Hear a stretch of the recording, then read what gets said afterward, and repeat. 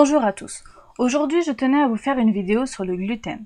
Je dois moi-même manger sans gluten et pour faire face aux préjugés ou à la méconnaissance sur le sujet, je pense qu'une mise au point rapide est importante. Alors, le gluten c'est quoi? C'est un groupe de protéines que l'on retrouve dans diverses céréales, notamment dans le blé, mais aussi dans l'orge, le seigle, l'avoine ou même l'épeautre.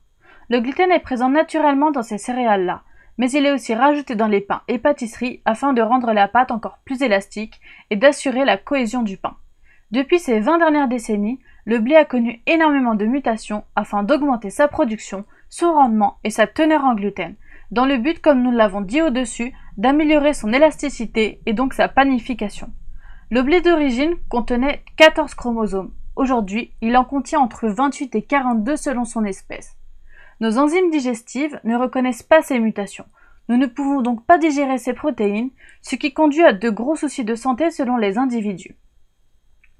On retrouve du gluten absolument partout, que ce soit dans les plats préparés, le pain, les viennoiseries, les pâtisseries, les biscuits, les pâtes, et nous en mangeons en quantité astronomique. Quelle est la différence entre l'allergie au gluten, la maladie cœliaque et l'hypersensibilité? L'allergie au gluten est extrêmement rare. Elle se traduit par une crise allergique avec de possibles œdèmes ou même des chocs anaphylactiques. Les hypersensibles au gluten ont quasiment les mêmes symptômes que les intolérants au gluten, comme par exemple des troubles digestifs, des douleurs abdominales, une inflammation des tissus, que ce soit des tissus ORL, gynécologiques ou articulaires, des maux de tête chroniques, de l'eczéma, des problèmes de peau, une fragilité osseuse ou même des carences qui mènent parfois à un état de malnutrition. La maladie cœliaque est une maladie auto-immune où la production d'anticorps détruit les intestins, d'où la nécessité de faire une prise de sang pour détecter la présence de ces anticorps, mais elle n'est fiable qu'à 90%. Si elle est négative, cela ne veut pas dire que le gluten ne vous pose pas de soucis. Dans le doute, il faudra donc supprimer tous les produits à base de gluten et constater les effets ressentis. La grosse différence entre les cœliaques et les hypersensibles, c'est donc que les hypersensibles n'ont pas ce marqueur biologique. La prise de sang reviendra donc négative. Certains individus n'ont aucun problème avec le gluten, mais ils sont de plus en plus rares. Certains ne le mettront même jamais en cause dans leur souci de santé. Quelques exemples probants. Le professeur Karl Reichel met en relation certains troubles mentaux, comme la schizophrénie, qui selon lui serait causée par la dégradation partielle du gluten. Le chercheur américain Francis Curtis Doane de l'Université de Pennsylvanie met en évidence les effets du gluten sur le développement de l'autisme causé par les peptides opioïdes, qui en bref sont des débris de gluten mal digérés et qui arrivent à remonter au cerveau.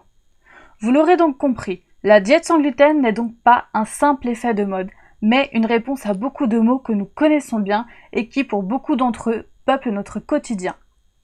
Personnellement, je n'aime pas parler de régime sans gluten.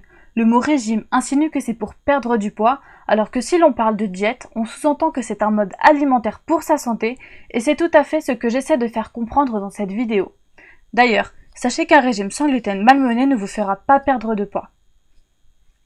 Nous voyons passer beaucoup d'articles diabolisant les diètes et les produits sans gluten en disant qu'ils augmenteraient les risques de diabète de type 2.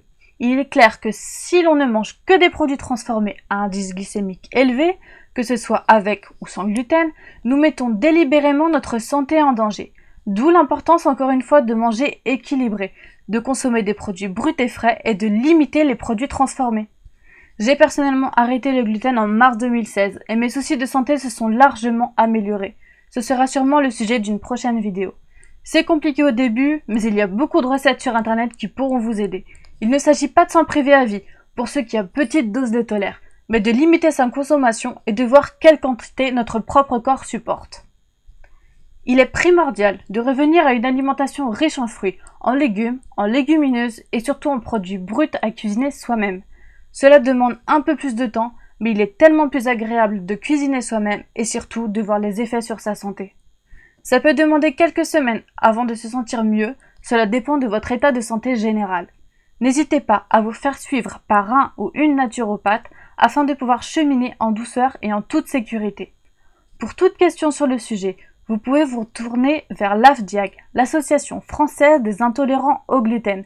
Elle pourra vous informer de manière fiable. Voilà, j'espère que cette vidéo vous aura plu. Les prochaines vidéos porteront sur l'importance d'une bonne alimentation et son influence sur les problèmes de peau, les soucis intimes, les maux de tête, les débats quant au lait de vache ou même sur le sucre raffiné et sur tous ces sujets qui nous interrogent. N'hésitez pas, si vous avez des questions, je vous répondrai en commentaire. De même pour les critiques. Pensez à liker la vidéo si vous l'avez aimée et à vous abonner. À très vite!